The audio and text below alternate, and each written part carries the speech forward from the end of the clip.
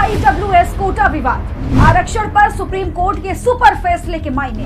7 नवंबर को supreme court ने आर्थिक रूप से कमजोर वर्ग यानी इकोनॉमिकली वीकर सेक्शन ईडब्ल्यूएस के लोगों के लिए 10% आरक्षण के प्रावधान को बरकरार रखा। नमस्कार, आप देख रहे हैं हिंदी खबर डिजिटल और मैं हूं आपके साथ Chitra Singh. Chief justice U U Lalit समेत 5 जजों की संवैधानिक बेंच ने 3-2 से ऐतिहासिक फैसला सुनाते हुए 103वें अमेंडमेंट अधिनियम 2019 को सही माना। ये सीजीआई यूयू ललित का आखिरी बड़ा केस भी था, क्योंकि अब वो रिटायर हो जाएंगे। अब आपको बताते हैं ईडब्ल्यूएस कोटा विवाद की पूरी कहानी। साल 2019 के लोकसभा चुनाव से पहले मोदी सरकार ने सामान्य वर्ग के लोगों को आर्थिक आधार पर 10% आरक्षण देने के लिए कानून में संशोधन किया था। केंद्र सरकार के फैसले को सुप्रीम कोर्ट में चुनौती दी गई थी, जिस पर सुनवाई करते हुए सर्वोच्च न्यायालय ने 27 सितंबर को अपना फैसला सुरक्षित रख लिया था। ईडब्ल्यूएस आरक्षण के खिलाफ 1-2 नहीं बल्कि 40 से ज्यादा याचिकाएं दायर की गई थी। इसी से समझा जा सकता है कि इस मामले के क्या मायने होंगे। इन याचिकाओं में तर्क दिया गया था कि ईडब्ल्यूएस आरक्षण संविधान के मूल ढांचे का उल्लंघन है। सरकार ने सामान्य वर्गों के लोगों को आरक्षण देकर अन्य पिछड़ा वर्ग के साथ गलत किया है। यहाँ तक कि तमिलनाडु सरकार ने भी ईडब्ल्यूएस आरक्षण का विरोध किया था। उनकी तरफ से सुप्रीम कोर्ट में तर्क दिया था कि आरक्षण के लिए आर्थिक स्थिति को आधार बनाना गलत है और केंद्र ने राजनीतिक फायदे के लिए आरक्षण कानून में संशोधन किया था।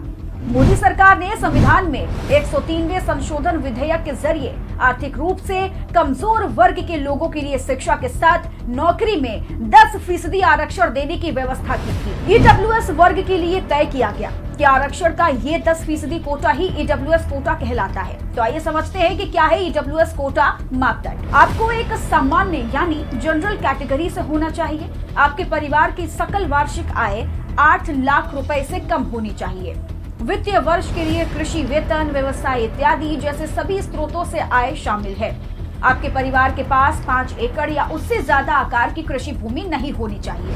आपके परिवार के पास 1000 वर्ग फुट या उससे ज्यादा क्षेत्रफल का आवासीय फ्लैट नहीं होना चाहिए। आपके परिवार के पास 100 वर्ग गज या उससे अधिक क्षेत्र का आवासीय भूखंड अधिसूचित नगर पालिकाओं में नहीं होना चाहिए।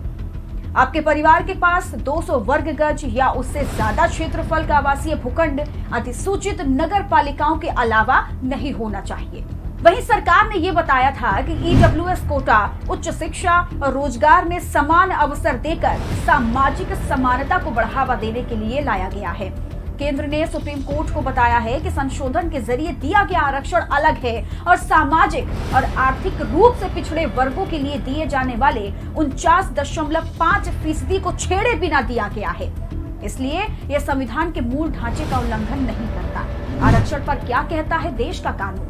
कानूनन देश में आरक्षण 50% से ज्यादा नहीं होना चाहिए। मौजूदा समय में ओबीसी, एससी और एसटी वर्ग को जो आरक्षण मिलता है वो 50% के अंदर ही मिलता है।